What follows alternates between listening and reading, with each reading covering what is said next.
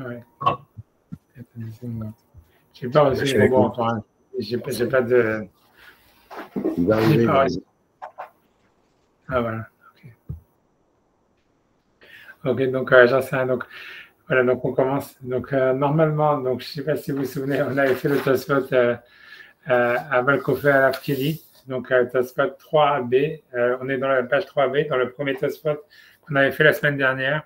Et en fait, j'avais mal fait mon travail, on va dire, et je voulais quand même un peu plus. Ça ne veut pas élaborer, simplement pour revenir sur cette histoire-là. Donc, pour répéter, en fait, ça veut dire, pour dire qu'est-ce que Tosfot il disait, je pense qu'on peut refaire, je peux refaire que à l'oral, si vous voulez. Hein. C'est en fait, Tosfot, donc, ça veut dire que donc l'Agma avait dit comme ça qu'un œuf qui a été pondu à Tov, il est mouxé, enfin, quelque chose comme il est mouxé, on ne peut pas le déplacer ni l'utiliser pour, comment dire, pour mettre pour faire tenir un lit, on avait vu. Et en fait, l'idée, c'était que la Mishnah, par contre, elle disait, la Braïta, elle disait qu'on peut mettre dessus un ustensile pour le protéger. Et Rachid avait cité la Gemara qui disait que ça suivait l'avis de Rabbi Yitzhak, qui disait que normalement, on ne peut pas déplacer un ustensile pour quelque chose qui est mouxé, même si l'ustensile lui-même, il n'est pas mouxé. Et alors, la Gemara demandait, en fait, comment est-ce que la Braïta, ici, elle permet de déplacer un ustensile pour couvrir l'œuf pour qu'il ne se casse pas. Et Rachid avait ramené l'Agmara qui disait en fait que c'est Tosfot aussi, que en fait c'est si on a besoin de l'endroit. Ça veut dire que on parle qu'il a besoin on va dire de la casserole, de l'endroit de la casserole. Donc il a le droit à cause de ça de déplacer la casserole. Une fois qu'il a pris la casserole, il peut la mettre. Et voilà, le deuxième message a moins marché que le premier. Donc ça veut dire une fois qu'il a déplacé la casserole, il avait manqué ce matin. Je ne sais pas si j'ai envoyé au mauvais WhatsApp. Complètement oublié. J'étais pris dans le train, dans le train, quoi. Il n'a pas voulu s'arrêter. Ouais. Voilà, c'est l'enregistrement. On a parlé sur les Shiva Mitzvot de Lénoir et sur sur toute cette histoire-là, sur quel mitzvot bref, je change pas de sujet. Et, voilà. Ok, on continue. Le cours de la semaine dernière, c'était encore mieux avec le Rambam qui pense qu'on est obligé de l'égoïme, on est obligé d'obliger l'égoïme à faire les Shiva Mitzvot de Lénoir et même s'ils ne veulent pas accepter, on doit tous les tuer. Donc, on avait vu ça, c'était le Rambam. C'était la semaine dernière. J'ai écouté l'enregistrement. Voilà, mais c'est incroyable. Mais bon, peu importe, mais à part ça, aujourd'hui, on a étudié. Donc, surtout, c'était de voir comment est-ce que certaines mitzvot des Noirs, elles sont considérées comme, on va dire, des patriarches, des prototypes des mitzvot de la Torah, et certaines autres, non. Et voilà, c'est ça le cours. Enfin, bref, je ferme la parenthèse ici, puisque, en fait, on est en train de faire un autre cours ici maintenant. Bête ça. Voilà, avec ça. Et donc, on est sur le Tosfot. Donc, encore une fois, donc, je voulais simplement reprendre cette histoire-là, donc, du Tosfot. C'est-à-dire comme quoi, donc en fait, l'Agmara disait que même selon Rabbi Yitzhak, qui pense que normalement on ne peut pas déplacer un objet on peut pas déplacer un objet pour un objet qui est mouxé. Ici, donc la Braïta, elle disait qu'on pouvait prendre, on va dire, une casserole pour mettre sur un œuf pour protéger l'œuf. L'Agmara, elle demande comment c'est possible, pas chez nous, mais là-bas. Ça veut dire l'Agmara dans, je ne sais pas où exactement, j'ai oublié, Kouf Mem Gimel, je crois, dans Shabbat. Et l'Agmara, elle répond en fait que ça parle qu'il avait besoin de l'endroit de la casserole. Et c'est ce que Tosfot. Et donc ça, c'est Tosfot, il cite sur Rashi. Si vous voulez, on peut le refaire dans les mots. Pourquoi pas, je refais dans les mots. Donc je reprends le Tosfot tout en haut de la page. Gimel Amoudbet, Aval Kofé Alav Keli, Alea Keli, mais il peut donc mettre Kofé, il peut donc recouvrir, il peut retourner sur cet œuf un ustensile. Donc j'y vais. Donc c'est la première ligne du Tosfot. Piège Rashi, donc Gimel Amoudbet, Piège Rashi, Rashi a expliqué des Me'ach Braïta, de cette Braïta, donc qui permet de recouvrir avec un ustensile un œuf qui est mouxé. Parir, on objecte là-bas, pour Hatam, là-bas, on objecte là-bas, et Rabbi Yitzhak, des Amar, qui a dit Den Kili Nital, et là les Davar Nital. C'est-à-dire qu'on ne peut déplacer un objet que pour un objet lui-même, que pour garder ou pour l'intérêt d'un autre objet qui serait lui-même non mouxé. Et donc, Vehu Tiret, c'est donc là-bas Rabbi Yitzhak qui répond Betzachim Komo. C'est-à-dire que quand est-ce que la Braïta, ici, elle permet donc de déplacer, on va dire, une casserole pour protéger l'œuf, c'est parce qu'il avait besoin de l'endroit de la casserole. Et donc là, c'est principe. Donc ça, c'est ce que la Gemara a dit, ce que Rachid a ramené. Et si Tosfot, il ramène une nouvelle halakha, c'est sur ça ce que je voulais un petit peu élaborer la dernière fois. Omikan Poskin, donc ce qui veut dire par là, donc ce qui veut dire Tosfot, c'est quoi? C'est Omikan Poskin derrière des Kai Malan, des Davar Shemelarto, les Sour Assour. Donc premièrement, donc il dit, ce qu'on dit que normalement qu'un objet dont on n'a pas, qui est destiné à un travail interdit, on n'a pas le droit de le déplacer. Eno ela dafka chez notre goufo. C'est uniquement lorsqu'on n'a pas besoin, mekomo, quand on n'a pas besoin de l'objet lui-même pour une utilisation permise, ou bien si on a besoin de l'endroit. Ça veut dire grosso modo ce qui est assoit pour l'instant. Ça veut dire qu'un objet, un keli chez Melartole Issour, un ustensile donc, qui est destiné à un usage interdit, on peut le déplacer l'exoar goufo si on a besoin de l'objet lui-même pour un usage permis, comme on dit à chaque fois, un marteau pour casser des noix, ou même si on a simplement besoin de l'endroit où le marteau il est posé. Donc c'est ça, donc il dit, donc on a le droit de déplacer un stylo, par exemple, si on a besoin de l'endroit où il y a le stylo pour poser une gemara, par exemple. Donc les tzar goufo, les tzar mekomo, si on a besoin donc de l'endroit ou de l'objet pour une autre utilisation, c'est permis. Donc tout ça, il n'y a pas de chidouche. Ça veut dire ça, c'est ok, ça, tout le monde le sait, on va dire. Mais le chidouche il est là, v'imitri les taltelo bishvil chez tzar les goufo. Et c'est-à-dire que si jamais quelqu'un, donc ici, si quelqu'un il a commencé à déplacer un objet parce qu'il avait besoin de l'objet lui-même pour une utilisation permise, on va dire quelqu'un qui prend un marteau pour casser des noix. Une fois qu'il a fini de casser les noix, bien parce qu'il avait besoin de l'endroit où on casse les noix, où il y avait le marteau, il avait besoin de l'endroit où il y avait le marteau. Donc maintenant alors où est-ce qu'il va poser le marteau? C'est la question. Donc il dit Tosfot, c'est ça ce qui déduit de la Gemara ici. Mutar le holicho afilu behadaro. Ça veut dire maintenant il peut prendre le marteau et il peut l'amener n'importe où dans une pièce. Immerse, là où il veut. Voilà, puisqu'on voit ici, que puisqu'ici il avait besoin de l'endroit de l'objet de la casserole, et c'est ça ce qui lui a permis en fait de déplacer l'objet, de commencer à déplacer l'objet, ou bien parce qu'il avait besoin de la casserole elle-même. Après ça, kofé ou à la betsa, il a le droit en fait c'est-à-dire de retourner la casserole pour protéger l'œuf. Ça veut dire qu'il était mouxé. Grosso modo, ce qu'on avait déjà vu la semaine dernière, donc c'était que la révision, mais c'est-à-dire ce que Tosfot il déduit de cette histoire, donc qui n'est pas dans le Gemara, mais de Rabbi Tzrak, qui est donc ici ce que la Braïta qui permet donc de prendre une casserole pour recouvrir un œuf qui est mouxé, bien que normalement on n'a pas le droit de déplacer un objet pendant Shabbat pour quelque chose qui est mouxé. Tosfot il déduit de là et la Gemara répond pourquoi c'est permis, c'est parce qu'il avait besoin de l'endroit de la casserole. Donc, on voit que si jamais, en fait, le début du mouvement, ça veut dire le début du déplacement, il était permis, après ça, je peux poser l'objet où est-ce que je veux. D'accord? Et c'est pour ça que ici, par exemple, l'interdit, c'était de placer la casserole sur l'œuf, parce que c'est ça ce qui était interdit, c'est parce qu'on ne doit pas déplacer un objet pour un objet qui est mouxé. Ici, on le permet. Pourquoi? Parce que comme il avait besoin de l'endroit de la casserole à la base, ça lui permet en fait de déplacer l'objet, de déplacer la casserole et de même mettre cette casserole sur l'œuf, alors que normalement, c'est interdit. Donc, Tosfot, il dit, si jamais en fait quelqu'un il a déplacé, il a commencé pour une raison ou pour une autre, que Tosfot est spécifique. Par exemple, il dit, ici dans le cas de Tosfot, si quelqu'un, par exemple, il a un marteau, et le marteau, il a utilisé pour casser des noix, maintenant qu'il a fini de casser des noix, il peut le prendre et le placer, le remettre dans une boîte à outils, quoi. Parce qu'en fait, ça veut dire, maintenant qu'il a déplacé et que le début du déplacement, il a été fait, il n'y a pas de problème, en fait, pour ensuite continuer à le mettre où est-ce qu'on veut. Et donc, ok, ça c'est clair, c'est ce que Tosfot dit, c'est bon, ça Tosfot, c'est clair? Ouais. Maintenant, j'essaie de voir ce que moi, je me rappelle plus ce que. Allez, donc ici, j'ai ramené, donc 2 secondes, je vais essayer de faire share screen si j'y arrive.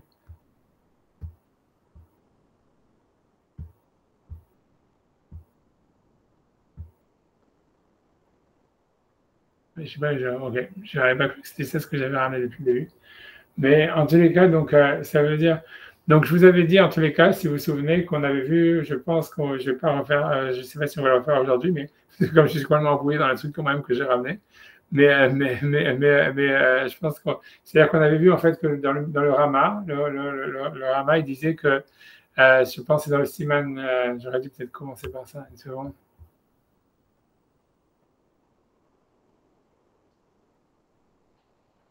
Je vais. Peut-être qu'on va le faire plus tard. Mais en tous les cas, c'est. Attends, une seconde. Je pense que ça, c'est mieux.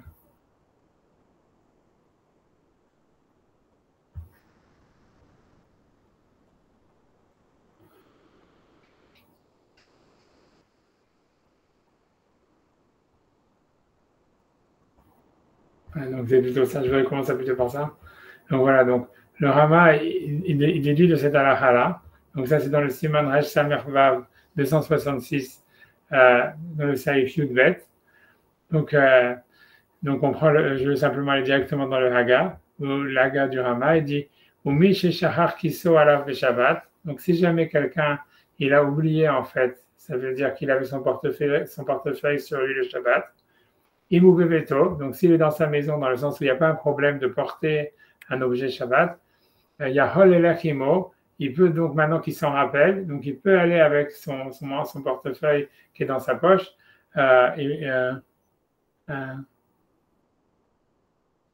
peut aller avec son portefeuille qui est dans sa poche, le cheder, ça veut dire l'achimo, la cheder, dans une chambre, c'est l'endroit où est-ce qu'il veut, ou la tire chagoro, et ouvrir. J'imagine, lui, là-bas, c'est sa ceinture, mais on va dire, j'imagine que c'était, à l'époque, c'était comme des bananes, quoi. Ça veut dire qu'ils avaient des portefeuilles qui étaient attachés à la ceinture. Velipol, Cham, et donc il peut le laisser tomber là-bas. Il dit, a priori, c'est bizarre, pourquoi il ne peut même pas le prendre dans sa main? A priori, il ne peut pas le prendre dans sa main, mais en tous les cas, il peut y aller où il veut, dans un endroit où il veut, dans une chambre, et le faire tomber là-bas, les matsnio, pour le cacher. Après, bon, s'il est dans la rue, c'est un autre problème parce qu'il y a un problème de Haute-Sahara, etc. Mais en tous les cas, l'idée, c'est ce que le Rama il déduit de cette halakha-là, c'est-à-dire, il dit, on voit que du fait que Tosfot, il a appris de la Sougia, comme quoi, c'est-à-dire, comme quoi, si jamais on a ça veut dire, on avait le droit de déplacer l'objet au début, c'est-à-dire qu'ici, le type, il va déplacer la casserole parce qu'il a besoin de l'endroit de la casserole, ou quelqu'un, il déplace un marteau parce qu'il a besoin de l'endroit du marteau, ou bien parce qu'il veut utiliser le marteau pour casser une noix. Après ça, Tosfot, il a déduit qu'on peut de l'histoire de Rav Yitzhak, qu'on peut ensuite placer le marteau là où on veut. Donc, le Rama, il veut dire que ça serait la même chose a priori si jamais quelqu'un il a oublié que c'était Shabbat, ou il a oublié, on va dire qu'il avait son portefeuille dans sa veste, parce qu'en fait, pour lui, l'idée, c'est l'interdit, en fait, c'est de commencer à déplacer. Et une fois que, puisqu'on déduit de Tosfot, quelle est la raison de Tosfot? Pourquoi Tosfot, il dit, en fait, pourquoi la Gemara, elle dirait que bien que normalement, on n'a pas le droit de prendre une casserole pour la mettre sur un œuf, si tu avais besoin de l'endroit de la casserole, tu as le droit de le faire. Ça voudrait dire en fait que l'interdit dans le Mouksé, c'est le début du déplacement. Mais une fois que le déplacement il a déjà été initié, donc a priori, soit tu parles du cas où tu avais le droit de l'initier parce que tu voulais l'endroit, mais le Rama veut dire a priori, ça serait la même chose si jamais tu l'as initié par erreur parce que tu ne savais pas que tu avais ton portefeuille dans ta poche. Donc une fois qu'il est initié, il n'y a plus de problème alors de continuer à le déplacer. Et en fait, tout ce qu'il faudrait faire, c'est donc tu peux l'amener où tu veux, bien que le Rama, on a vu quand même, il dit pas de le prendre dans la main et de le poser où on veut. Il dit tu dois quand même le faire tomber, quoi. Tu peux le faire tomber de ton veste, de ton manteau, mais tu peux aller là où tu veux. C'est ce que le Rama il déduit donc dans le Siman Resh Samer Vav. Et la source de ce Rama, c'est notre Tosfot, quoi, etc. Et sur ça, en fait, donc le Mishnah Berurah, il est moyen avec ça. Donc je sais pas, je pense que ça c'est le bio halacha. Donc Aïn de Mishnah Berurah, parce que c'est pas Mishnah Berurah, parce que je dis Aïn Mishnah Berurah, donc c'est le Mishnah. Donc j'ai dû cliquer, comme je sais même plus ce que je fais. En tout cas, donc c'est le bio halacha. Donc le bio halacha, c'est un commentaire du Chavetz Chaim qui va avec le Mishnah Berurah, où il explique plus la halacha. Donc en tous les cas, il dit Yachol Nilech, donc il dit Aïn de Mishnah Berurah, Mashekataftanu Beshem Agra. Ça veut dire, regarde dans le Mishnah Berurah ce que nous avons dit au nom du Gaon de Vilna, que lui, il n'était pas d'accord avec toute cette permissivité du Rama. Lui, il pense que ce n'est pas la même chose. Ça veut dire, ça se comprend, ça veut dire, c'est sûr qu'il y a de quoi faire une distinction entre quelqu'un qui a oublié qu'il avait son portefeuille dans sa poche et quelqu'un qui déplace, on va dire, un marteau pour casser des noix, quoi. C'est-à-dire, quand tu as déplacé le marteau pour casser des noix, tu peux dire, ok, bon, maintenant je l'ai déplacé et voilà, donc maintenant j'ai le droit de le prendre dans la main et maintenant, on va dire, on voit de la halakha qu'on peut le poser où on veut. Mais ici, en fait, tu n'as jamais eu le droit, en fait, si tu veux, on va dire, de déplacer ton portefeuille. C'est simplement que tu t'es retrouvé avec. Donc, tu vas se dire, continue, ok, maintenant que je l'ai déjà déplacé, je peux y aller. C'est pour ça, je pense que le Gaon de Vilna, il n'est pas tellement content avec ça. Après, il dit Ubeder, je ne sais plus, Divrei Achaïm, je ne sais plus qu'est-ce que c'est que ça. Donc, ça veut dire Der Achaïm, je crois.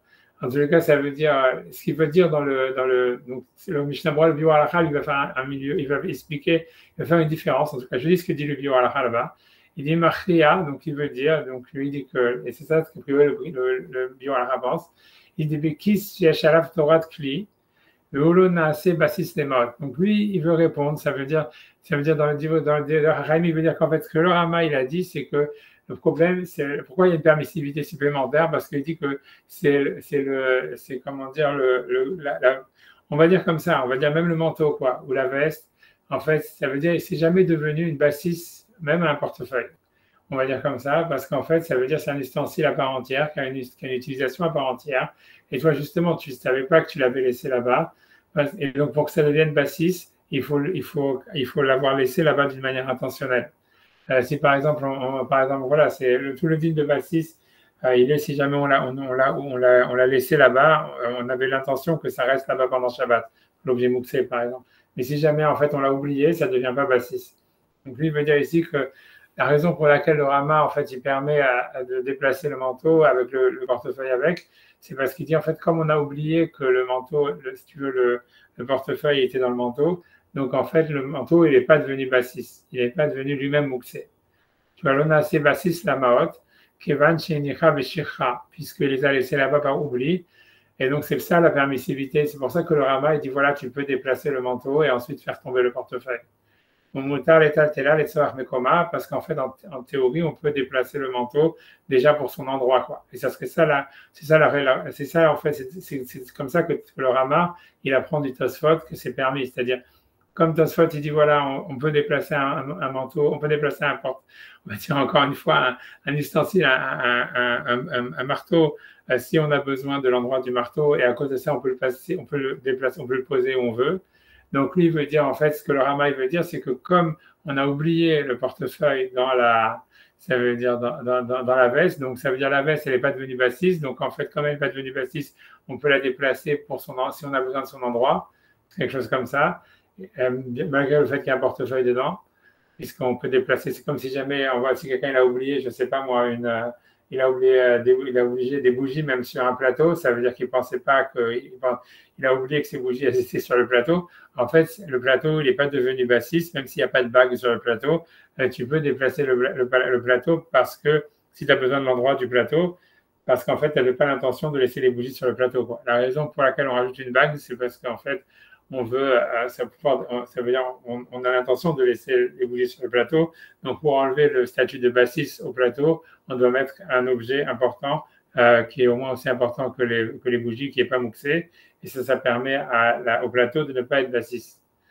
Mais l'idée, ça veut dire qu'en général, ça veut dire si on oublie quelque chose, le plateau, je ne sais pas, donc si quelqu'un a oublié son portefeuille, voilà, pour reprendre le cas d'ici, sur un plateau, et que donc maintenant il veut déplacer le plateau parce qu'il a besoin de l'endroit où le plateau il est placé, il peut déplacer le plateau avec le portefeuille parce que comme il l'a pas laissé d'une manière intentionnelle, donc le plateau il n'est jamais devenu bassiste. Donc ce qui veut dire ici la même chose avec le manteau, quoi, ou la veste.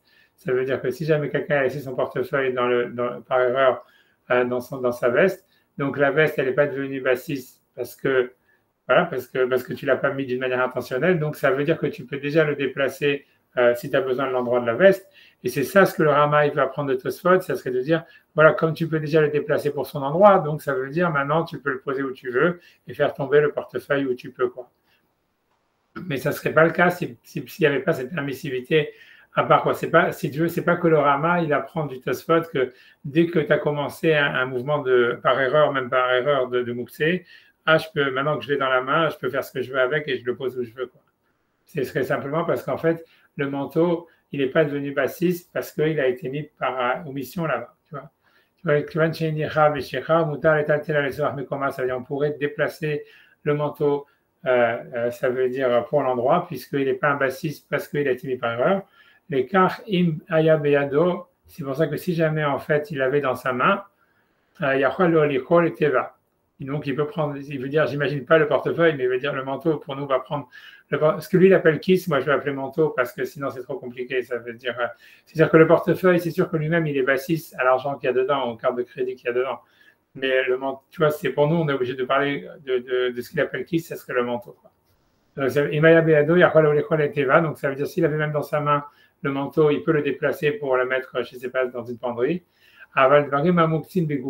Mais si jamais, par exemple, c'était vraiment des objets mouxés eux-mêmes, comme de l'argent, vavanim ou des pierres, ça veut dire qu'on n'a pas le droit de déplacer du tout. Ça veut dire ni les tsoar goufo, ni les tsoar mekomo, parce que ce n'est même pas des ustensiles qui sont à usage interdit, ce n'est même pas des ustensiles tout court, quoi. Donc, comme de l'argent, et les cartes de crédit, je ne sais pas, encore une fois, ça, on peut utiliser les cartes de crédit pour, des fois, pour ouvrir les portes en Amérique, ils font ça, dans les films, mais ça marche pour de bon.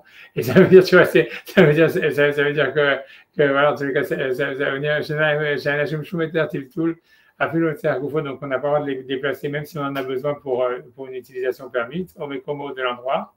Notre lobeyado, et que donc, dans ce cas-là, en tous les cas, comme il n'y a pas de permissivité, si c'était vraiment un portefeuille, on va dire lui-même, notre lobeyado, assur les lachimaim, les makom acher, donc à ce moment-là, il ne pourrait pas en fait aller avec ce portefeuille dans un autre endroit, s'il a dans la main, même s'il a pris par erreur, il a oublié que c'était Shabbat, ou j'en sais rien, il n'a pas le droit de continuer à le déplacer pour le mettre où il veut. Donc, Akizrok, Oto, Tekef, il doit le jeter tout de suite. Donc, et après ça, il revient sur l'histoire de la Brit Mila, comme je vous avais parlé, parce qu'en fait, c'est un truc que le Rama il permet explicitement.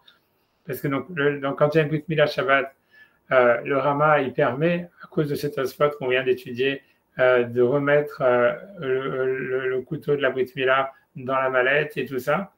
Alors la question est pourquoi? Puisqu'en fait, voilà, ça, c'est un vrai kéli interdit. Même un kéli de Brit Mila, c'est vraiment un cliché mélartolisson. C'est pas simplement un couteau parce que c'est quelque chose qui est très cher et qui est très précieux. Donc, c'est en fait, voilà, donc ça devrait être complètement interdit puisque là, c'est pas quelque chose qu'on peut déplacer ni même pour son corps, ni pour ni l'histoire Goufo, ni l'histoire Meko, même si on a besoin de l'endroit. Alors, il dit que ce que le Rama, il a permis en ce qui concerne le couteau de la Mila, de le remettre dans la mallette, bien que le Gaon, il s'oppose à ça aussi. Il dit, mais les va d'Izemel Shel Mila. Donc, pourquoi est-ce que le Rama permet donc de remettre après la Brit Mila le couteau dans la mallette? Afshiu Mukse Mehamat Risrankis, bien que c'est un Mukse Mehamat Risrankis, c'est-à-dire que c'est une grande valeur, etc., et que c'est voilà, comme un passeport, on va dire. Son état telo a filo et goufo, et on n'a pas le droit normalement de le déplacer, même si on veut l'utiliser pour une utilisation permise. Mikol Makon, donc pourquoi est-ce qu'il permet? Shiobeyado Yachol Andiko Boto Cheder.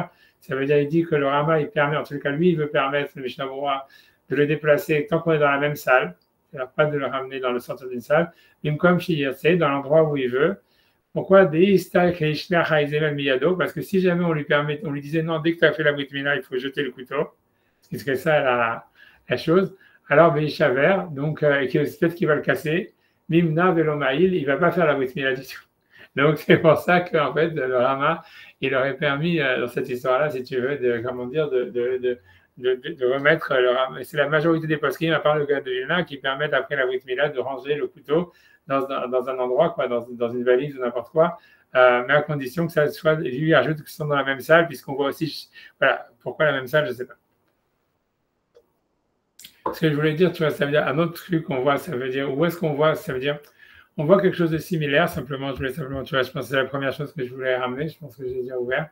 C'est ici, tu vois, c'est-à-dire, ici, quand le Shulchan Aruch, cette fois-ci, quand il ramène le minag de ceux qui ont l'habitude d'allumer les bougies de Shabbat et de faire la bracha avant. Et donc, et même il dit comme ça, donc je lis ce qu'il dit le Shulchan Aruch. Il dit, les Baal Halachot, selon le Baal Halachot Gedolot, Kevan Shidlik Ner Shel Shabbat, dès qu'on a allumé les bougies de Shabbat, Chalalav Shabbat. Donc Shabbat, ça tombe sur lui. Veneser Bimlacha, et donc ça devient interdit pour lui de faire n'importe quel travail, aucun travail. Il dit, Valpizé Nohagot Ksat Nashim, il dit, c'est à cause de ça que plusieurs femmes, elles ont l'habitude, Shachar Shebirchu Veliku Anerot, qu'après avoir allumé les bougies et avoir fait la bracha, Mashlichot Laaretz Apetila Shebiyadan. Elles envoient par terre directement là, on va dire la pétila, l'allumette qu'ils ont dans leurs mains. Chez l'Igoubaen, et qu'ils ont, ça veut dire avec lesquels ils ont fait l'allumage, Ven Mechavot Ota. Et ils l'éteignent pas. Donc, en tous les cas, ça veut dire que quand on regarde, tu vois, donc le Shulchan Aruch, il dit pas simplement ça. La plupart, je pense, des femmes, elles n'éteignent pas la bougie, l'allumette, mais dans le Mishnah, dans le Shulchan Aruch, il y a marqué pas simplement de ne pas éteindre l'allumette, mais il y a marqué aussi de la jeter par terre. Parce qu'en fait, il y a un problème de mouxé. Ça veut dire que c'est exactement le même cas que Tosfot. Ça veut dire que ici, on avait le droit de prendre l'allumette dans la main parce que c'était pas encore Shabbat et d'allumer la bougie, mais dès que tu as allumé la bougie, en fait, maintenant Shabbat, ça a commencé. Donc, même si tu as l'allumette dans la main, en fait, ça veut dire, selon, tu vois, si on ne suit pas ce que Tosfot il veut dire dans le sens littéral, ça veut dire le mouxé, c'est pas parce que même si au début, maintenant tu l'as dans la main, c'est pas pour ça que tu peux la garder dans la main, ni même de la déplacer. Donc, en fait, selon le Shulchan Aruch, dès que tu as fini la carte, il faut jeter les mettre comme ça, quoi. Il faut ouvrir les doigts et comme ça, laisser tomber et vaille que vaille, quoi. Et c'est ce qu'il y a, tu vois, je pense que dans le Mishnah Berurah aussi, c'est ce qu'il dit ici, tu vois, dans le Mishnah Berurah, il dit Mashlichot la'aretz. Voilà, donc c'est dans la Saïf, tout ça, je pense que c'est le Mishnah Berurah, il dit que donc, quand on fait l'allumage de la bougie, il faut jeter l'allumette par terre. Mashma d'asur l'olelech imaner les makom acher. Ça veut dire, il semble qu'on n'a pas le droit d'aller dans un autre endroit pour poser l'allumette ailleurs. Bref,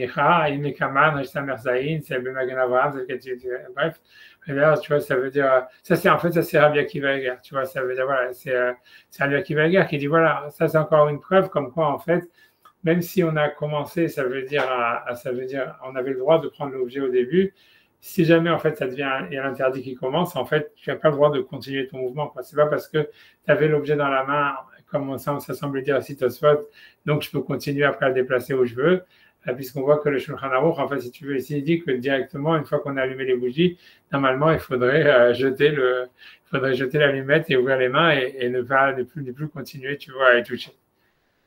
Dernière chose, tu vois, que je vais rajouter sur ça, c'est, si tu penses ce cas-là, 2 secondes. Ouais. Ça, je me rappelle que quelqu'un a envoyé ça. Honnêtement, c'est parce que quand j'ai étudié ça, en fait, c'était à Shavuot et je ne pouvais rien marquer. Donc, en fait, après ça, le cours d'après que vous avez vu, c'était un petit peu une bérésina. Et donc, je n'avais pas eu le temps de préparer, j'ai encore pas préparé du tout. Là, au moins, j'ai essayé de récupérer de mémoire les trucs que j'avais étudiés, mais en fait, il y a des choses qui m'ont échappé. Donc, je sais que ça, en fait, c'est pas moi du tout c'est pas mon idée, hein. Mais c'est-à-dire, c'est un des commentateurs qui amène cette preuve. Et je pense que c'est aussi une preuve. C'est-à-dire, donc, juste simplement, peut-être je vais zoomer un petit peu, mais ça veut dire que la Gemara dans Shabbat, elle dit ça, elle ramène l'histoire de celui qui mange et que donc, il mange des dattes, quelqu'un qui mange des dattes. Et donc, la Gemara ici, les dattes, elles sont comestibles pour des animaux, donc les noyaux des dattes ne sont pas mouxés. Mais si jamais les dattes, elles ne sont pas comestibles aux animaux, alors en fait, le noyau des dattes, il est mouxé. Donc, qu'est-ce que tu fais? Alors, sur ça, la Gemara, elle dit Rav Shechet, Zarik Léou Belishane. Ça veut dire Rav Shechet, quand il mangeait des dattes, quand il arrivait sur le noyau, il les crachait, tu vois, avec sa langue. Et tu vois, Rav Papa, Zarik Léou Ahoramita. Rav Papa, il est jeté derrière le lit. Tu vois ce que je veux dire? Et un mot à la Rabbi Zecharia ben Avkulas, donc le seul, c'est la 2, là, entre parenthèses, c'est la 2. Il est mentionné que 2 fois dans tout le Talmud, c'est Zecharia ben Avkulas. La première fois, c'est connu, c'est celui qui a, quand il y a l'histoire de Kamsa et Bar Kamsa, c'est lui qui a dit de ne pas tuer Kamsa et qui a dit de ne pas apporter le sacrifice de l'empereur romain, etc. Et ici, et là, la deuxième fois, c'est ici, où ça veut dire qu'on te dit que lui, quand il mangeait des dattes, il tournait sa tête et il jetait les noyaux des dattes de l'autre côté du lit. Tu vois, Shaya Marzir, Pana Bahoramita, Bezorkan, ça veut dire il tournait sa tête de l'autre côté du lit et il les jetait. Et tout ça, c'est ramené dans le Shulchan Aruch.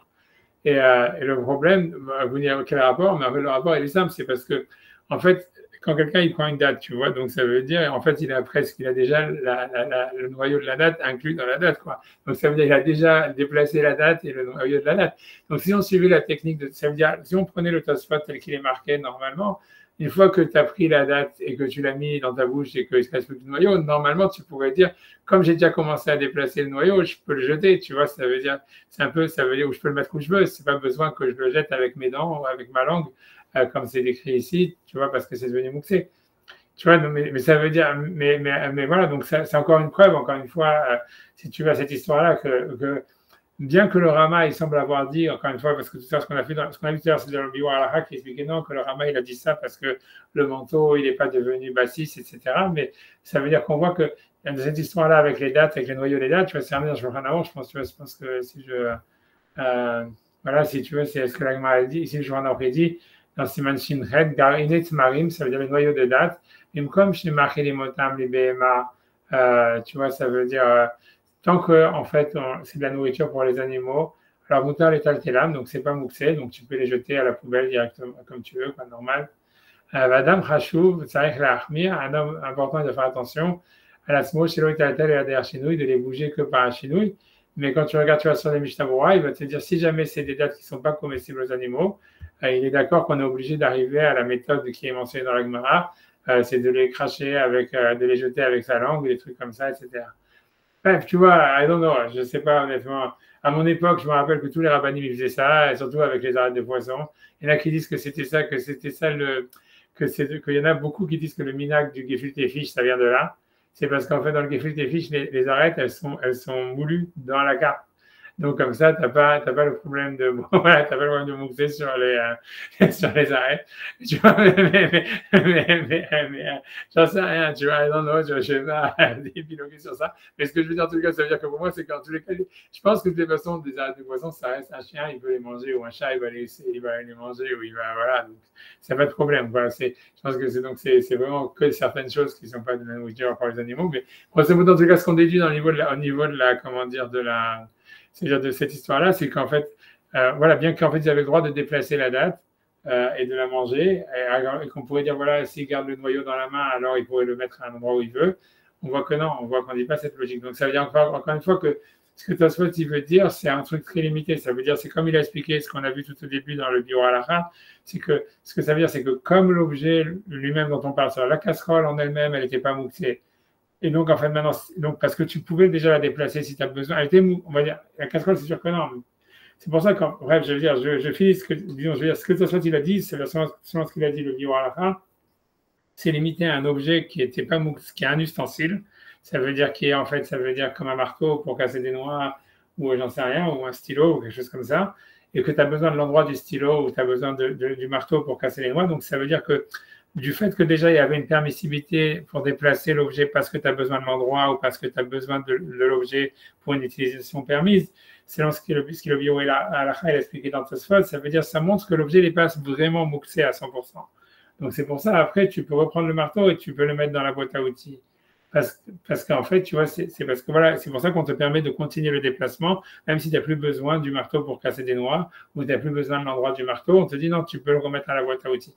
Mais si c'était quelque chose, tu vois, a priori, qui était véritablement mouxé, comme on voit ici avec le noyau des dates, ou bien que tu as déjà initialisé, on va dire, le mouvement, si tu veux, le mouvement de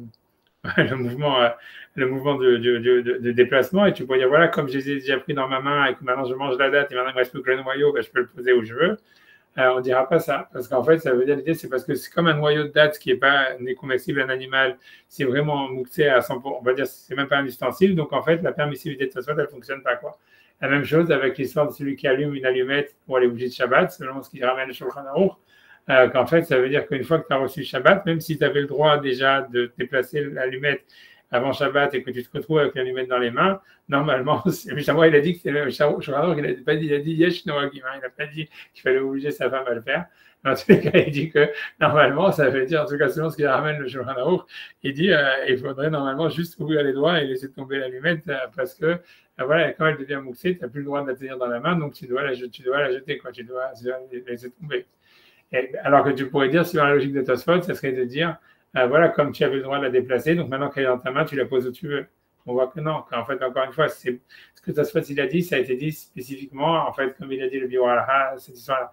Tu vois, voilà, bon, on permet quand même au niveau, tu vois, du couteau de la Brit Mila, pour le coup, de le déplacer parce qu'on a peur que sinon, il ne va pas le faire la Brit Mila. J'imagine qu'on n'a pas peur que quelqu'un ne va pas allumer les bougies de Shabbat si on lui dit de jeter l'allumette par terre. Tu vois, parce que j'en sais rien, tu vois, mais en tous les cas, voilà, en tous les cas, parce que voilà, ça c'est ce qu'il y a marqué, si vous voulez, tu vois, c'est ce qui a marqué, si tu veux, dans la lacha, en ce qui concerne ces trucs-là.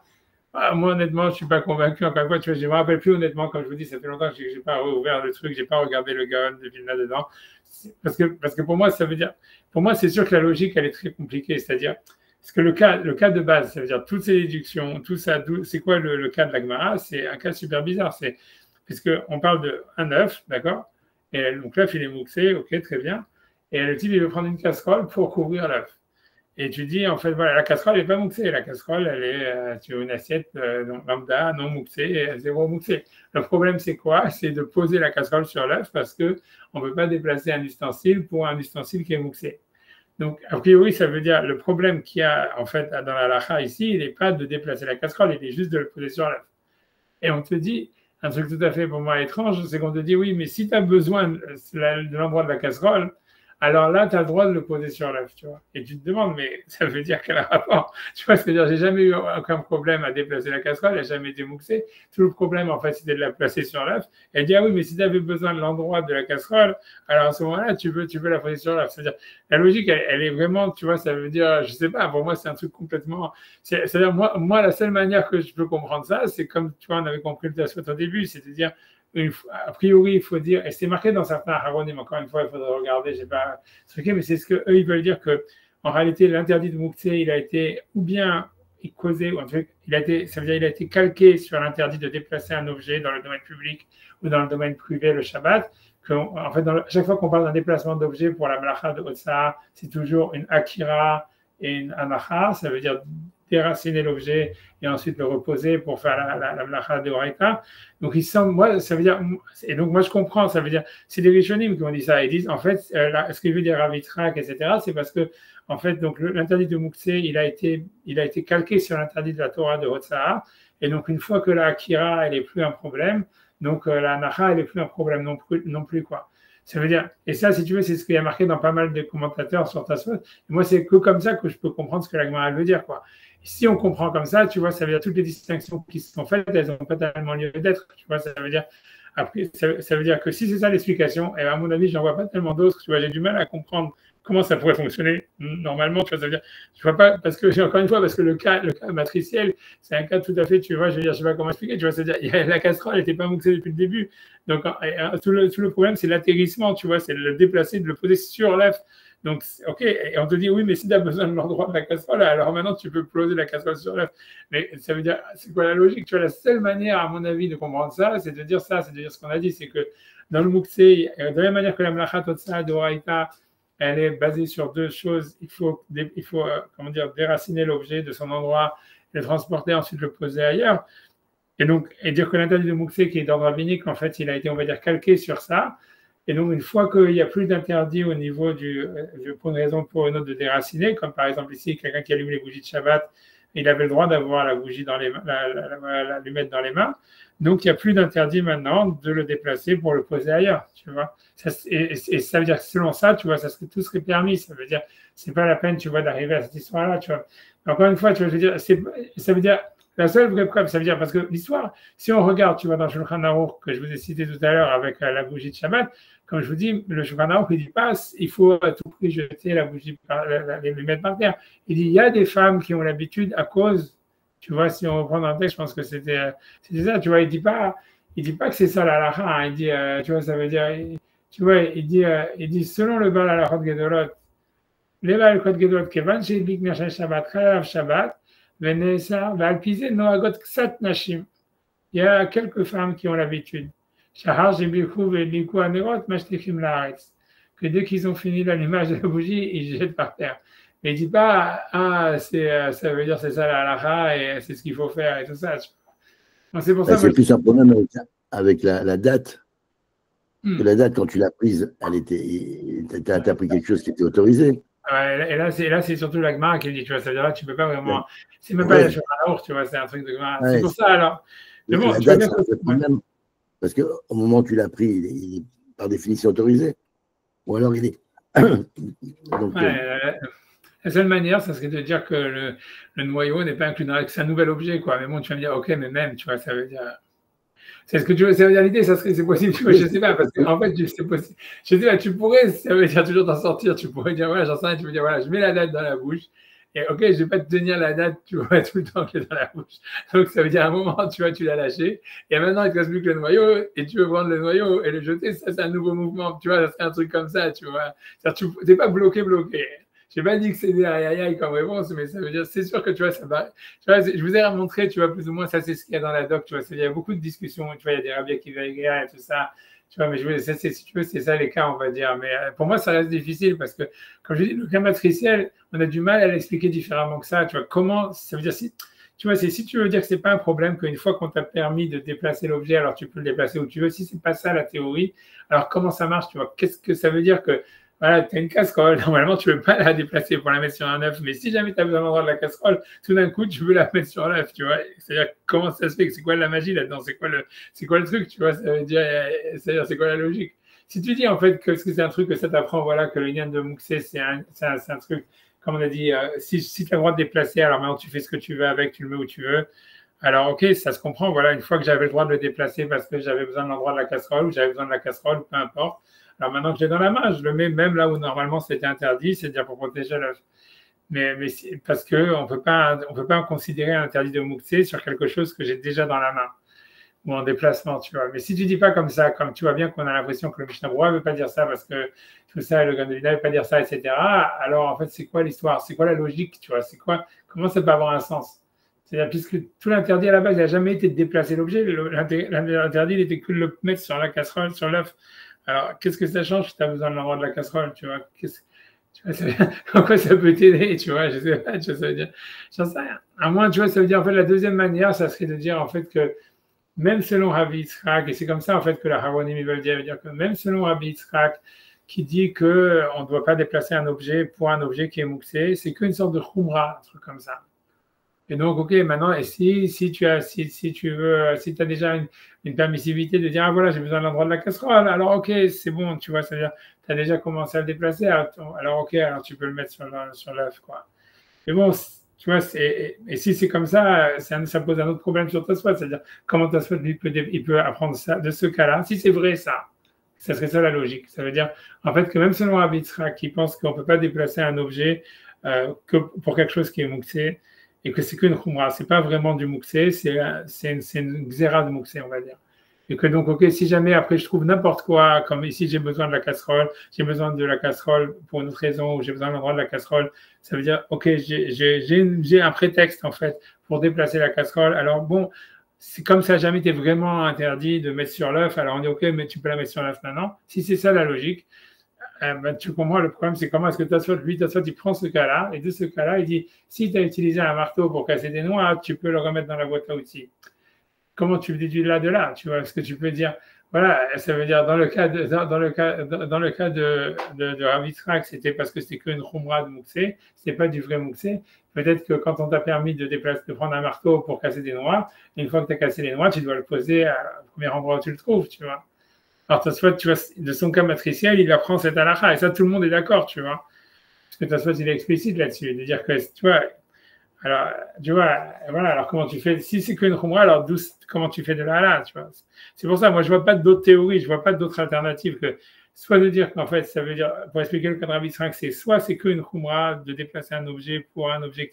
Ça veut dire d'avoir le droit de déplacer un objet, l'interdit de déplacer un objet pour un objet qui est mouxé, c'est qu'une khumra. Si j'ai un prétexte, je le permets. Et si c'est ça le cas, si c'est ça la raison, alors on ne peut rien en déduire pour les autres cas. On ne peut pas en déduire pour le cas de quelqu'un qui aurait pris un marteau pour casser des noix et dire de là, ah, maintenant que j'ai cassé les noix, je peux le poser où je veux. Parce que tu peux dire, non, un marteau, c'est vraiment mouxé, c'est mouxé à part entière. Or, Tosfot, il construit, tu vois, du cas d'Rabbi Yitzhak sur le cas du marteau. Donc, ça veut dire, en fait, que c'est pas ça. Ça veut dire que la seule autre alternative, c'est de dire, voilà, une fois que le mouxé, on a le droit de le déplacer pour une raison ou pour une autre, alors après ça, tant que c'est dans ta main, tu peux le mettre où tu veux. Et tu vois, à mon avis, c'est ça ce que le Rama il a voulu dire quand il a parlé de celui qui a oublié son portefeuille dans son manteau. Il voulait dire, tu vois, en fait, c'était pas parce que c'est pas Bassi, c'est tout ça, c'est juste parce que il apprend de Tosfot que une fois que voilà, tu t'es retrouvé, tu as oublié que tu avais le mouxé en déplacement quoi qu'il arrive, tu es dans ta veste, elle est sur toi. Tant que tu n'es pas sorti dehors dans un domaine public où il y a des autres problèmes de Haute-Saha, etc., où il y a aussi un endroit où il y a un héros ou un truc comme ça, alors ok, maintenant, voilà, donc c'est comme le cas, tu vois, c'est comme le cas de Tosfot. Il dit, ok, mais tu n'es pas obligé de prendre ta veste et de jeter le portefeuille par terre là où tu te trouves. Tu vois, et ça veut dire, et tu vois, c'est tout, tu vois, c'est comme ça que j'aurais compris, j'imagine, c'est ça le sens littéral du Rama, tu vois, mais je dis, le Gaon de Vilna, il a choisi son vrai problème, c'est un autre cas encore, c'est comme je vous dis, c'est l'histoire du chauffard qu'ils utilisaient pour la sonnerie du Shabbat, où là aussi, la Gemara, elle dit en fait que comme il était mouxé, il fallait qu'il le range avant que Shabbat arrive. Alors si tu veux, si jamais, en fait, c'est encore le cas, c'est comme l'allumette de Shabbat, quoi, voilà, c'est puisque tu avais le droit de sonner dedans quand tu l'avais dans la main, donc normalement il est plus mouxé, tu ne devrais pas être nécessairement, si tu veux, le laisser tomber quelque part, tu vois. Mais voilà, en tout cas, voilà, c'est ce qui sort, je veux dire, c'est ce qui sort. Et comme je dis dans le Mechaber, tu vois, il n'a pas dit toutes les femmes sont obligées de jeter ça veut dire les allumettes dès qu'elles sont, tu vois, donc ça veut dire, il y a quelques femmes qui ont ce minag. Donc, à mon avis, c'est-à-dire que je parle, mais Karadis, je pense que c'est pas, ça veut dire ça doit être vrai, qu'en fait, plus ou moins, donc, malgré ce qu'il dit le Gaon de Vilna et tout ça, ça doit être vrai, cette histoire que si jamais tu as un objet pour une raison ou pour une autre qui est mouxé, qui est déjà en déplacement, soit parce que tu as oublié qu'il était dans ta veste, soit parce que quelqu'un a oublié que c'était Shabbat, soit parce que tu n'as pas compris ce que c'était, et tu vois, tu ne savais pas que c'était un stylo, j'en sais rien, tu ne savais pas ce que c'était. Et peu importe, quoi, grosso modo, en fait, tu aurais le droit de le mettre, en fait, tu n'es pas obligé de le poser au premier endroit où tu te trouves. Quoi, tu peux le mettre à un endroit, voilà, plus, qui paraît plus adéquat, quoi, on va dire. J'en sais rien. Mais encore une fois, tu vois, le Mishnah Berurah et tout ça, il n'est pas très pro, quoi. Voilà, c'est tout ce que je voulais dire.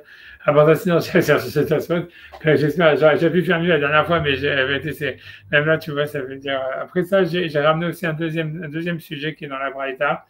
Ouais, je vais un peu le faire, si vous voulez. Je vais vous dire simplement, cette fois-ci, c'est vraiment plutôt en rapport avec la Braïta, c'est que, et ça, c'est un sujet aussi, c'est un sujet intéressant, c'est parce que donc l'Agma, elle avait dit, si on regarde dans la Braïta, si vous reprenez dans la Braïta, dans le Tanour Rabbanan, dans cette même Braïta, il y avait marqué, donc, je pense, je sais pas, il y a à vue d'œil à peu près 7e ou 8e ligne en partant du haut de la page. Donc il y avait marqué Métivé, Echad Betsa Shenolda Beshabbat, Echad Betsa Shenolda Beyom Tov, En Metal Telinota, Lo Lechasot Baeta Kli, Lo Lechasot Krayamita.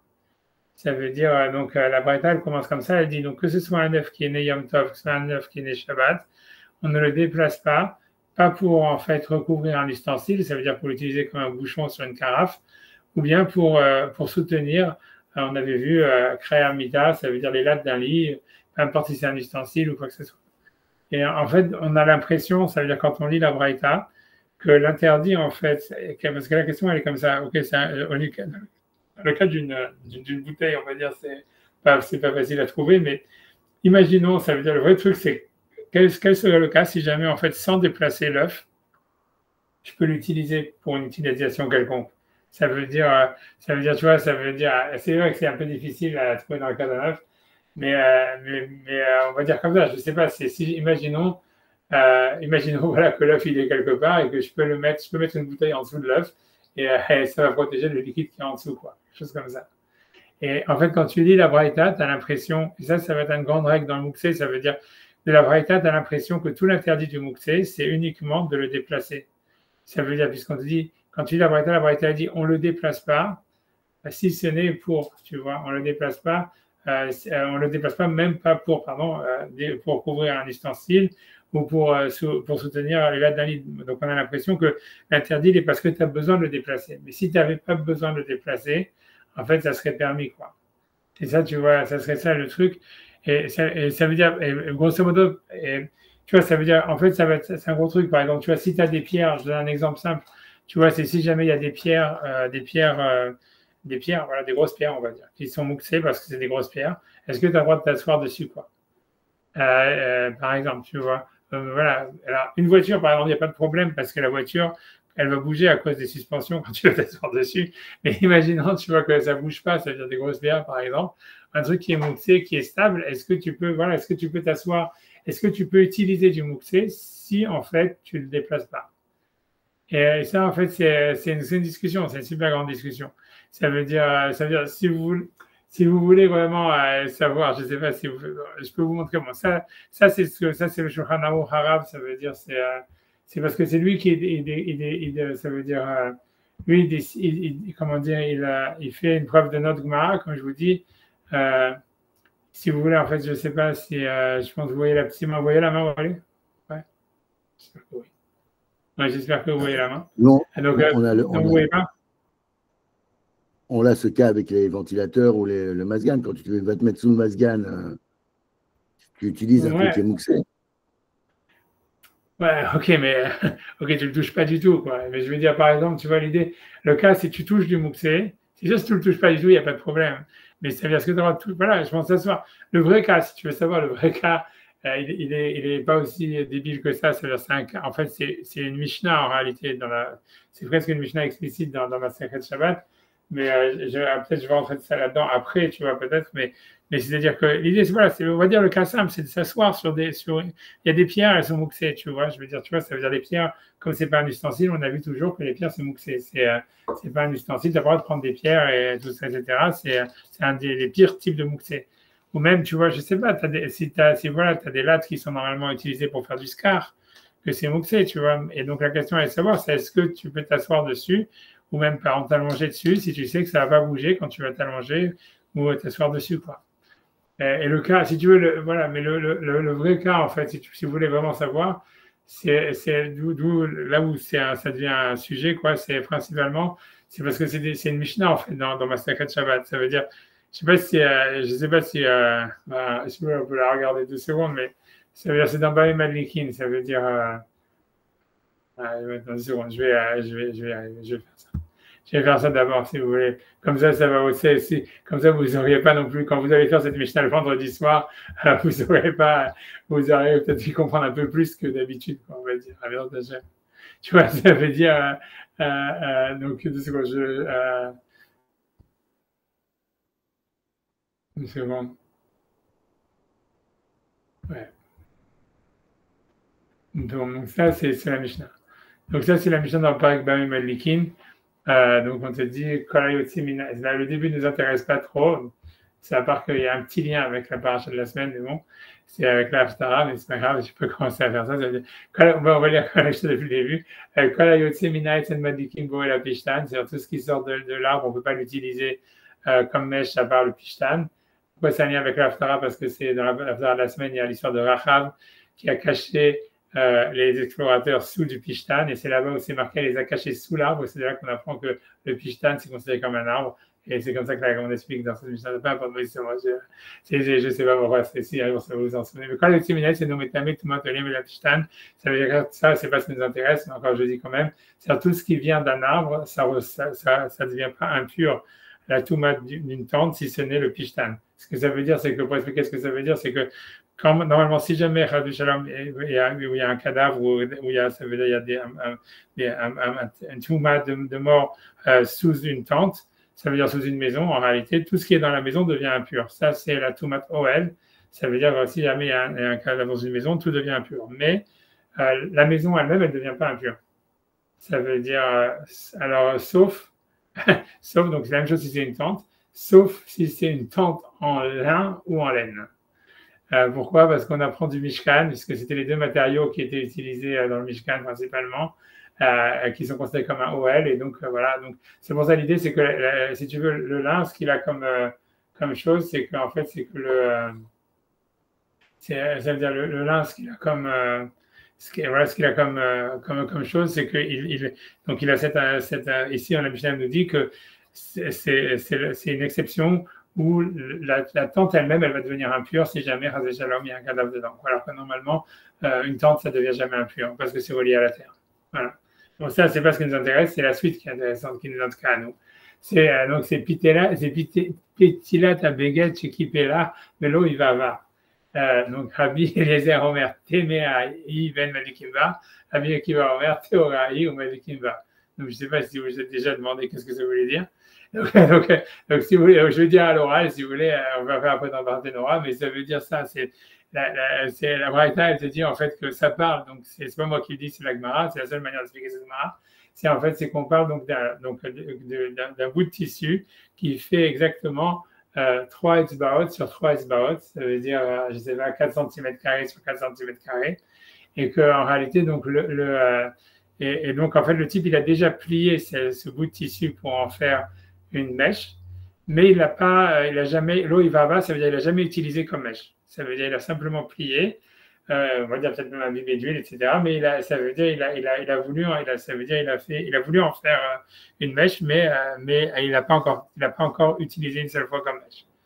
Et donc l'idée, encore une fois, et alors on parle, c'est tout ça, c'est pour rajouter dans la Mishnah. C'est tout ça, si vous ne croyez pas, je vais vous citer le Barthénora, et c'est la Gemara qui le dit. Ça veut dire qu'on parle d'un Shabbat, c'est tout l'interdit, il est uniquement à cause d'un Shabbat qui tombe le lendemain d'un Yom Tov, donc un Shabbat qui tombe, voilà, un Yom Tov qui est tombé vendredi. Et l'idée, alors c'est quoi le problème? C'est comme ça, c'est que ce bout de tissu, ça veut dire qu'il fait 3 etzbaot sur 3 etzbaot, est-ce qu'il est encore considéré comme un ustensile, puisqu'il pourrait être utilisé en fait pour appiécer un habit? Et dans ce cas-là, alors, ok, ou non, d'accord. Donc ça veut dire, donc l'idée c'est, tout ça, si vous voulez, on va le refaire après dans le Barthénora pour que ce soit un peu plus clair. Et l'idée c'est comme ça, c'est que si jamais, en fait, donc on va dire comme ça, on va prendre la vie par exemple de Rabbi Akiva, on va commencer par Rabbi Elazar, puis c'est le premier. Donc Rabbi Elazar dit Téméa, ça veut dire que ce bout de tissu qui fait 3 etzbaot sur 3 etzbaot, bien qu'il a été déjà plié pour être une mèche, comme il n'a jamais été utilisé pour être une mèche, ça reste un ustensile dans le sens où ça peut être utilisé pour appiécer un autre habit. Et donc, ça reste quelque chose qui est impur, qui est un ustensile à part entière.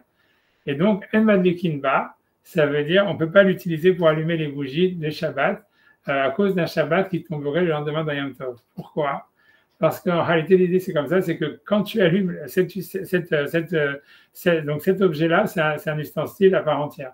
Maintenant, quand toi, tu vas allumer la bougie de Shabbat, en réalité, donc ça veut dire, et la mitzvah, la Gemara veut dire que là, d'après tout le monde, quand tu allumes la bougie de Shabbat, il faut que tu restes à côté de la bougie. Ça veut dire, si tu veux, ta bougie, ton allumette, elle reste à côté de la bougie jusqu'à ce qu'il y ait la majorité de la mèche qui soit enflammée.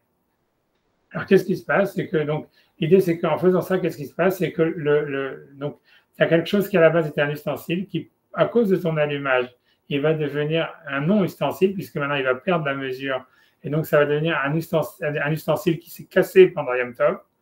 Or, un ustensile qui est cassé pendant Yom Tov, c'est mouxé et donc tu ne peux pas allumer avec une mèche qui est mouxée. Et Rabbi Akiva, lui dit non, théoraï, ça veut dire du fait qu'il avait déjà plié pour en faire une mèche, ça lui a déjà enlevé son statut d'ustensile. Parce que pourquoi une mèche en soi, c'est pas un ustensile? Ça, c'est une autre question qu'on laisse pour la prochaine fois, si vous voulez. Tu vois, mais disons qu'une mèche pour une raison, c'est pas un ustensile qui peut devenir impur. Et donc on appelle ustensile, ça veut dire un bout d'habit, ça veut dire du fait qu'il a déjà plié la mèche depuis la veille. Donc, ça veut dire qu'elle était, donc ça a déjà perdu son statut si tu veux, de mèche, quoi, d'ustensile. Et donc, c'est tahor. Et donc, c'est pas que tu brûles, tu vas allumer la bougie de Shabbat avec un ustensile qui s'est cassé pendant Yom Tov, puisque c'était déjà plus un ustensile avant Yom Tov. Ouais, si vous voulez me croire, on peut regarder le rap dans les mots si vous ne me croyez pas. C'est vraiment, si vous me croyez pas, parce que je sais que j'ai tellement de mots dans la Mishnah que moi, si vous m'avez dit c'est ça l'explication dans la Mishnah, je n'aurais jamais cru. Et je vous dis franchement, c'est ce que la Gemara elle dit. Et si vous ne me croyez pas, en 2 minutes, on peut regarder dans le Barthénora qui va te dire que c'est vrai. Et c'est bon, si j'arrive pour que je fasse pas d'erreur pour le retrouver. Je pense voilà, si on fait ça. Donc, on peut le faire en anglais, en français. Ok, donc blabla.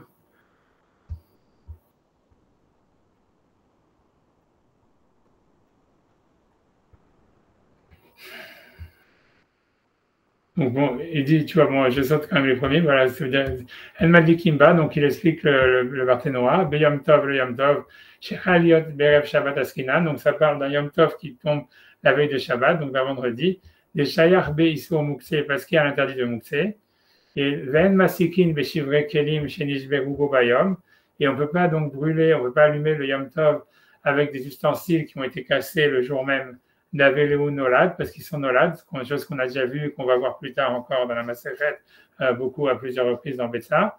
Aval Bekelim Masikim. Mais tant que c'est des ustensiles, on peut les brûler pendant Yom Tov. D'ailleurs, Hazoul est-il joule parce qu'on peut les bouger. Ou des coulées Alma et tout le monde, Itleu, il pense, Amadlik, Sarek, Adlik, Rov, Ayotse, Minapetila. Que lorsqu'on fait la mitzvah de la 4 Nerov de Shabbat, c'est comme à Hanouka, il faut allumer la majorité de la taille de la mèche qui sort de la bougie. Routz, la nerf, tu vois, qui sort de la bougie. Kodem, chez Isalak Yadav, en le vent d'enlever ses mains. Il cache. Donc, puisque c'est à cause de cette raison, Tama de Rabbi Eliezer, la raison de Rabbi Eliezer d'Amar En Madlikin Ba, qui a dit qu'on n'allume pas.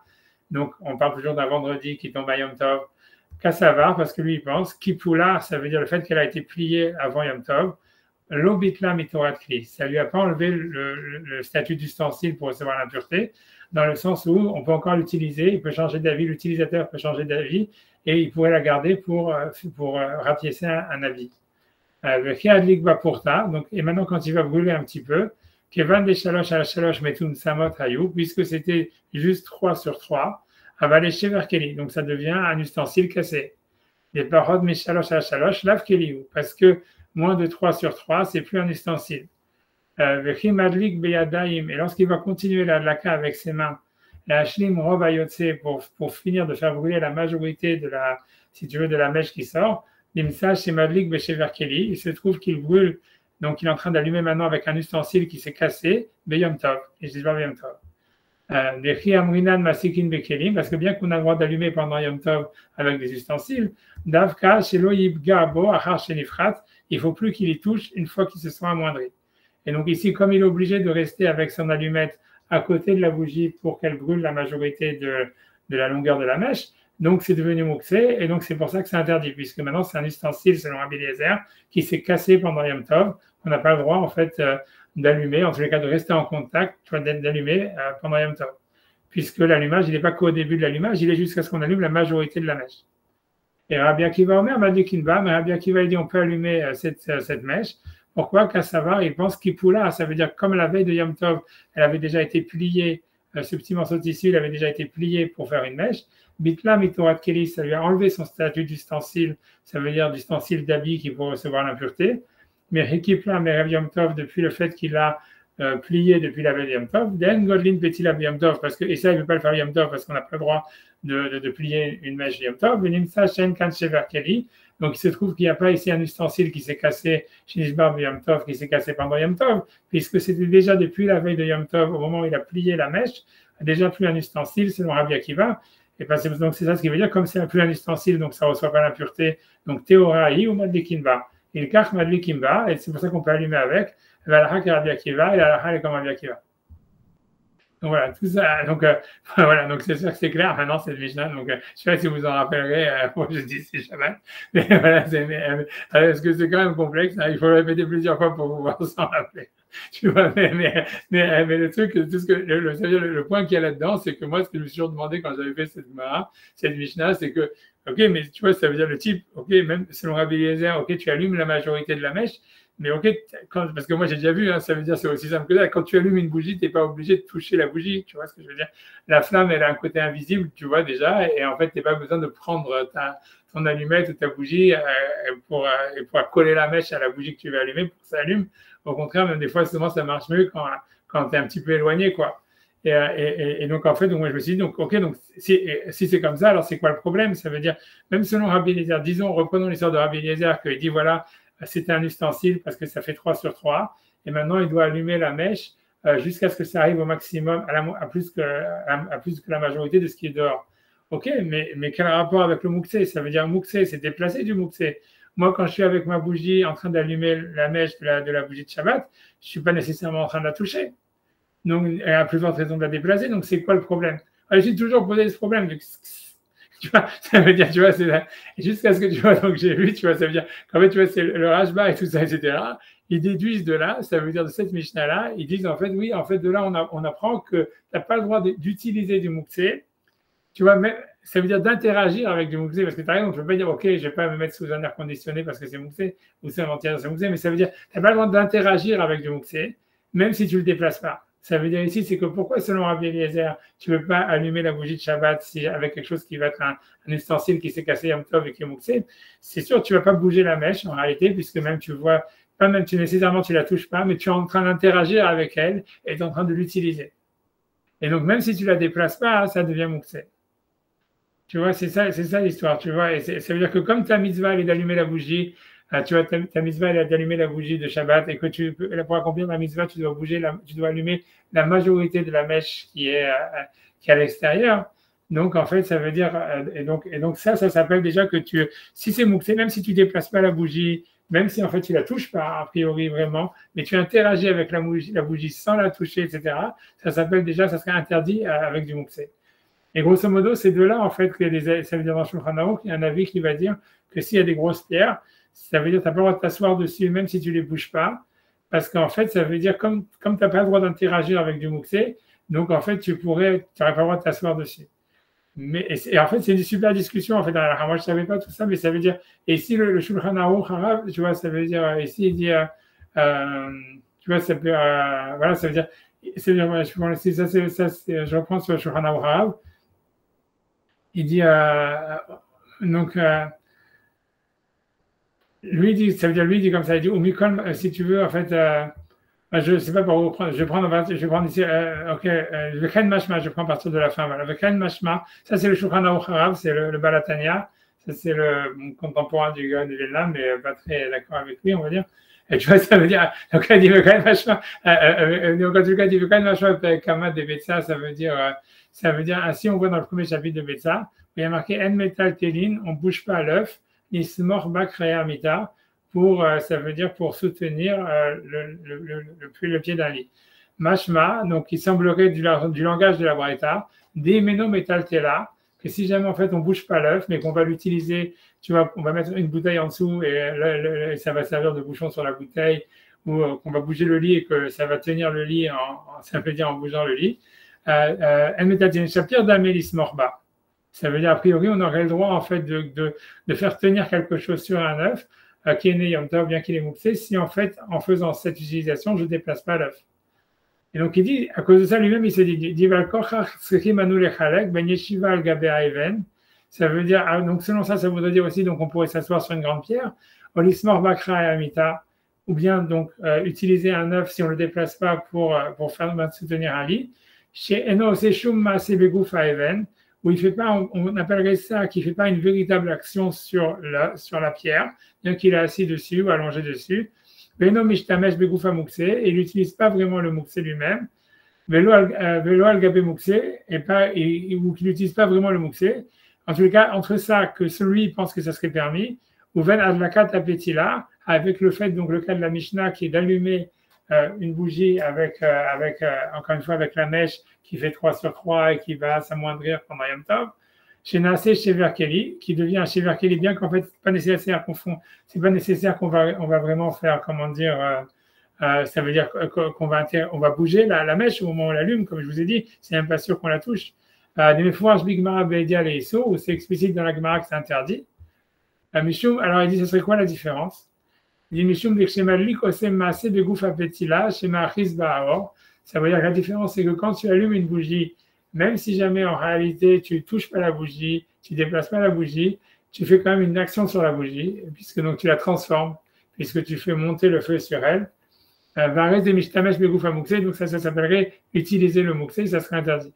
Versus, en fait, ça veut dire s'asseoir sur une grande pierre, s'allonger sur une grande pierre, ou ici, comme on voit dans la Braïta, ça veut dire mettre un œuf ou quelque chose calé, je ne sais pas comment c'est possible, mais on va dire si on veut vraiment caler un lit sur un œuf, ça veut dire déplacer un lit et caler le lit à cause de l'œuf. En fait, c'est comme tu ne fais pas de transformation dans l'œuf et tu ne fais pas de transformation dans la pierre, c'est pour ça que ça serait permis, quoi. Ça veut dire qu'en fait, que l'interdit, en fait, il y a l'interdit de déplacer le mouxé. Donc, normalement, l'interdit, il est que quand on déplace l'objet. Si jamais, en fait, on ne déplace pas l'objet et qu'on l'utilise, en réalité, c'est permis de l'utiliser. Par exemple, s'asseoir sur une grosse pierre, ou même si jamais, je ne sais pas, sur ça veut dire dans une voiture, ou sur une voiture, si jamais il n'y avait pas le problème des suspensions qui fait qu'elle bouge. Mais je ne sais pas, imaginons, je ne sais pas, ça veut dire un truc mouxé qui ne bouge pas, quoi, je ne sais pas. Si tu t'assois sur une voiture, elle ne bouge pas. Sur le capot, ça ne bouge pas.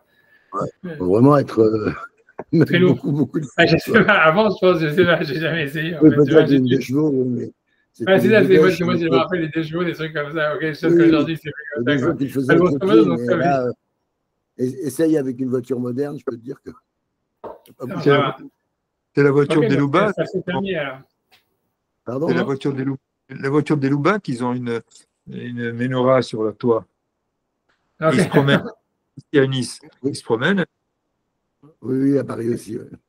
Ah oui? Oui, d'accord. Oui, non, mais je veux dire, Shabbat, s'asseoir sur la voiture. Donc, a priori, si la voiture ne bouge pas, on peut s'asseoir, ça serait permis de s'asseoir sur la voiture en Shabbat, parce que voilà, c'est pas.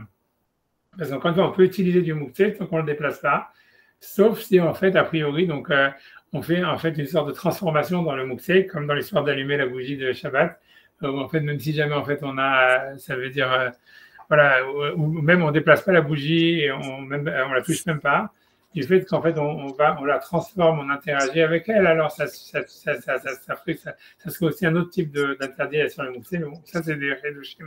Voilà, c'est déjà le deuxième. Ce qui est étonnant dans la bougie de Shabbat, c'est qu'il parle du mouktsé, alors qu'il pourrait simplement parler du fait de transformer quelque chose qui était un kéli en un non-kéli pendant Shabbat. C'est ça le. Non, parce que ça, c'est Yom Tov. C'est Yom Tov.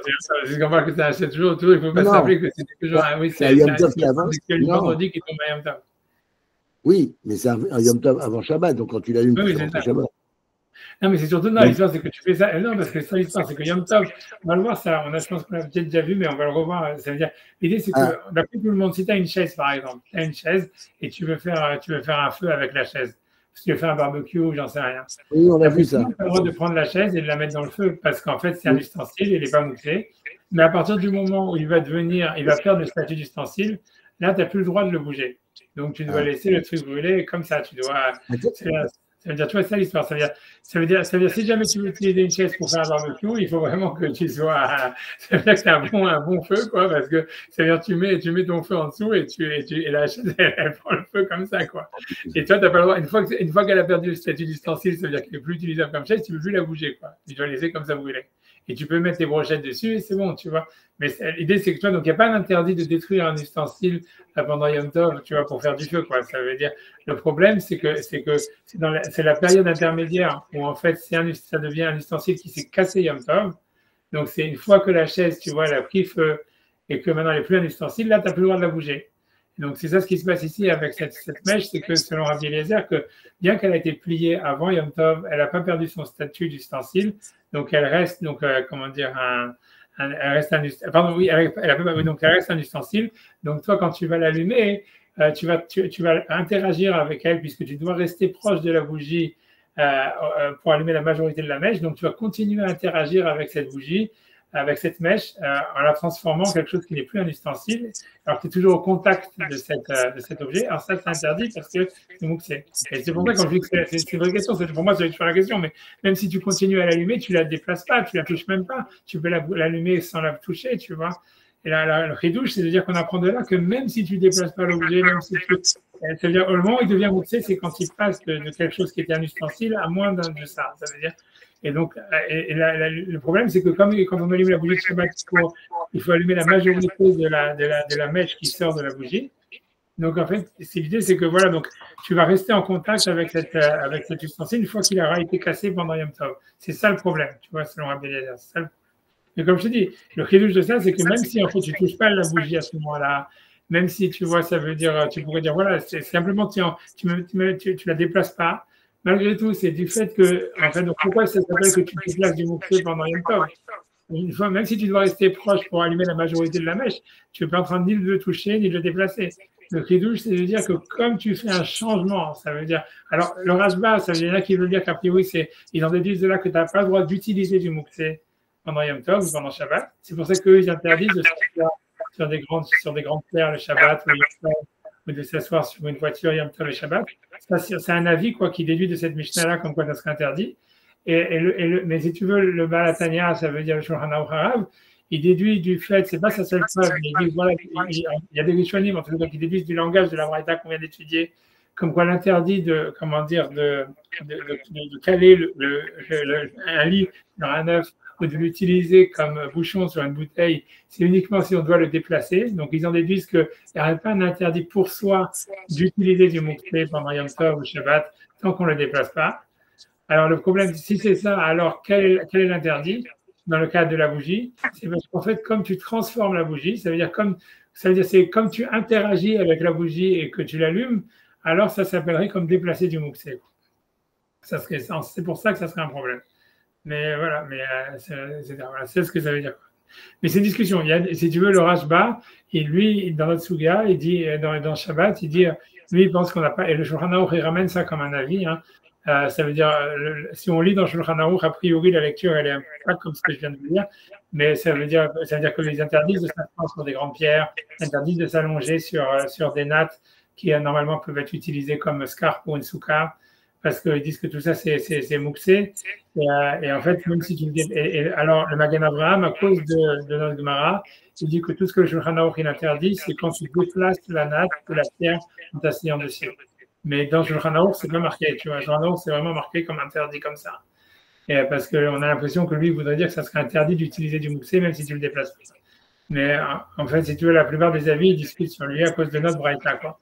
Parce que la braïta, elle dit chez nous, elle dit, on ne déplace pas l'œuf pour caler le lit. On ne déplace pas l'œuf pour couvrir une bouteille. Donc, il semblerait que si tu veux couvrir la bouteille ou caler le lit sans déplacer l'œuf, c'est permis. Donc, il n'y a pas d'interdit d'utiliser du mouxé si tu ne le déplaces pas. Et donc, c'est pour ça qu'ils disent que tout ce qui est marqué dans le Shulchan Aruch, etc., c'est uniquement si tu déplaces la pierre en t'asseyant dessus ou en bougeant la natte si tu t'allonges dessus. Mais sinon, c'est permis. Comment tu comprends la Mishnah dans Shabbat qui interdit, selon Rabbi Eliezer, d'allumer la bougie le Yom Tov parce que ça devient un ustensile, etc. Tu utilises un ustensile cassé Yom Tov alors que tu ne déplaces pas l'objet puisque tu n'es pas en train de déplacer la bougie quand tu l'allumes ni même de la toucher. Alors, ils sont obligés de dire un chidouche, de dire que comme tu es en train de faire un changement dans le mouxé, ça veut dire en l'allumant, ça s'appelle comme si tu déplaçais le mouxé. C'est comme ça, tu vois. Voilà.